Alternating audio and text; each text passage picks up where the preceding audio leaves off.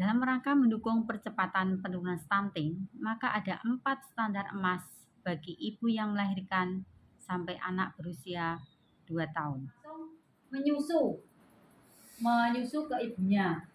Kenapa harus begitu? Ternyata manfaatnya luar biasa.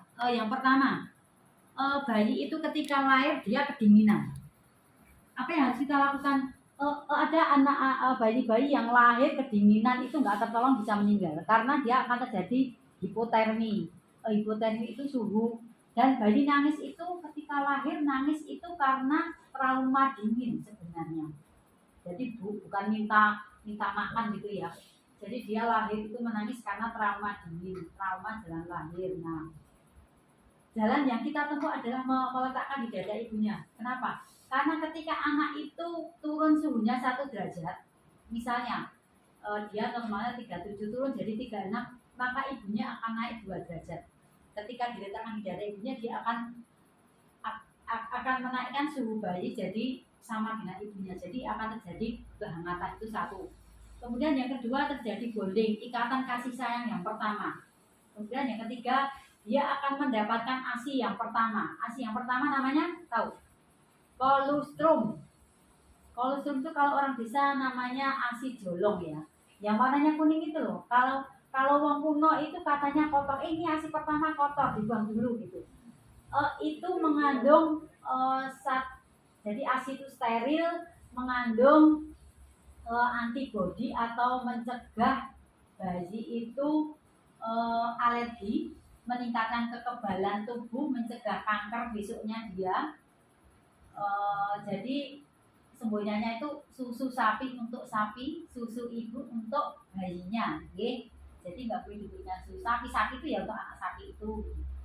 Nah itu yang ketiga. Kemudian yang keempat, manfaat dia mendapatkan kolostrum itu kan, usus bayi itu kan steril dia nggak boleh kemasukan dari luar apapun karena dia belum siap menerima kuman dari luar. Jadi dia harus mendapatkan sesuatu yang steril. Yang steril itu apa ya? ASI ibunya itu steril.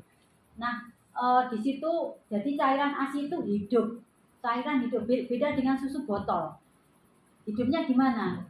Jadi di dalam kandungan ASI itu banyak sekali zat-zat yang bisa beradaptasi dengan kondisi di dalam ususnya. Beradaptasi semuanya, proteinnya beradaptasi, semuanya beradaptasi, kumannya beradaptasi kan. Ketika bayi lahir itu dia harus mendapatkan zat-zat dalam ASI yang bisa gatuk ke organnya. Jadi organ bayi itu masih bolong-bolong ya, ususnya itu masih bolong-bolong adik-adik.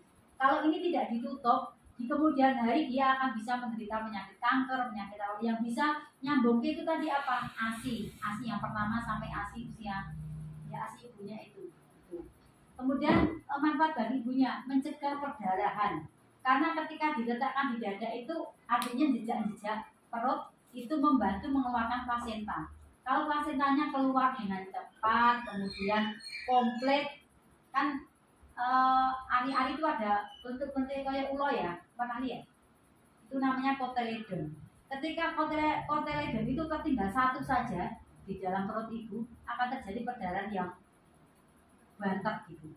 Jadi bayi itu bantu jejak-jejak biar ari-arinya keluar dengan cepat sehingga bisa mencegah perdarahan. Manfaat lainnya masih sangat banyak. Itu yang pertama ya, minta dilakukan IMD. Kemudian yang kedua itu susui hanya ASI saja sampai usia 6 bulan, nggih. 6 bulan. Tantangan adik-adik cukup besar bagi ibu yang bekerja. Tapi saya punya contohnya banyak. Ponakan saya, terus adik-adik THL yang di kantor itu semuanya juga bekerja. Dia ketika punya anak setiap hari memompa di kantor, bawa kantong es ini. Nah, semakin dia rajin memompa, ini anaknya udah usia 2 tahun lebih loh, dia masih memompa. Jadi dia masih dikasih ASI ibunya. Karena saking rajinnya dia memompa, ASInya masih banyak terus. Jadi ASI itu semakin banyak dikeluarkan, semakin banyak produksinya. Gitu. Jadi tempat kerja lakukan memompa nanti diletakkan di wadah kecil, ada wadah kecil dikasih es, itu kan ada tempat khusus, masukkan situ, nanti di rumah masukkan freezer, masukkan lemari es, nanti konsulkan ke bidan bagaimana cara mengeluarkan untuk digunakan bayi. Susu sekarang luar biasa harganya ya adik-adik, bukan satu kebanggaan ketika kita bisa beli susu untuk ngasih ke anaknya. Kita lebih bangga kalau ASI kita sendiri yang dibekukan nanti bisa diberikan ke anaknya. Kita hemat banget itu, hemat. Kemudian susu yang paling mahal di dunia pun ternyata sudah diteliti kandungannya tidak ada yang bisa melebihi ASI. Itu catatan. Jadi jangan bangga ketika kita sugih bisa beli Nutrilon gitu ya. Tidak lebih baik dari ASI. Nah, berikan ASI saja selama 6 bulan karena sebenarnya 6 bulan itu anak baru siap untuk menerima makanan dari luar sampai 6 bulan. 6 bulan TET baru mulai diberikan makanan pendamping ASI.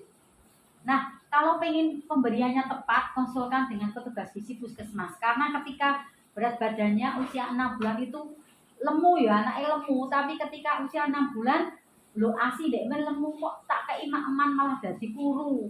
Karena kesalahan ketidaktepatan pemberian makanan pendamping ASI.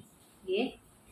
Ada takarannya, ada teksturnya, ada ukurannya, nanti biar anak-anak itu tumbuh optimal, tidak stunting, tidak gizi kurus, tidak gitu ya.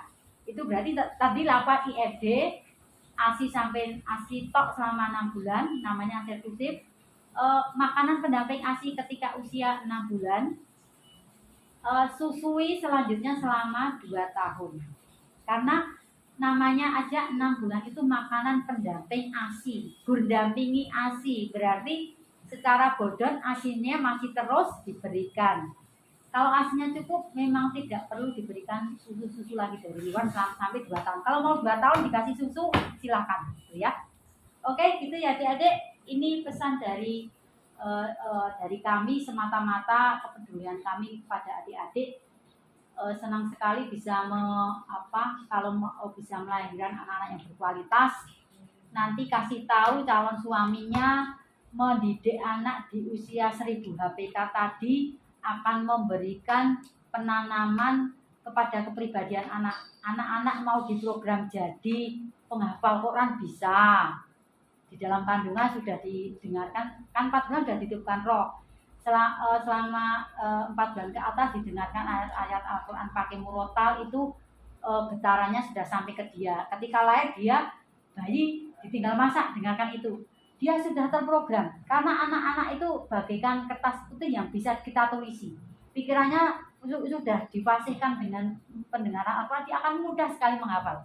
Insya Allah seperti itu, jadi diprogram dari dalam kandungan gitu.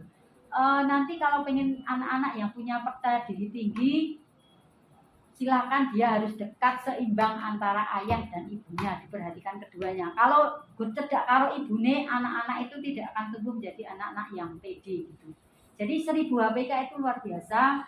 Adik-adik bisa bergabung di kita punya kelompok namanya Bina Keluarga Balita. Kalau kesehatan kan ada posyandu. Kalau kita ada Bina Keluarga Balita, memberikan ilmu ke adik-adik bagaimana memberikan pola asuh ketika hamil sampai usia balita agar anak-anak ini punya kepribadian yang luar biasa. Jadi sehat, cerdas, berkarakter gitu ya. Berkarakter itu punya kepribadian. Itu ya adik-adik yang kami sampaikan, banyak sekali, semoga bisa terekam ya. Bisa terekam seoptimal mungkin. Bismillah bisa diterapkan nanti di kehidupan adik-adik ketika ini mau menikah punya anak dan keluarga. Demikian, mohon maaf ditambahi meneh. Assalamualaikum warahmatullahi wabarakatuh.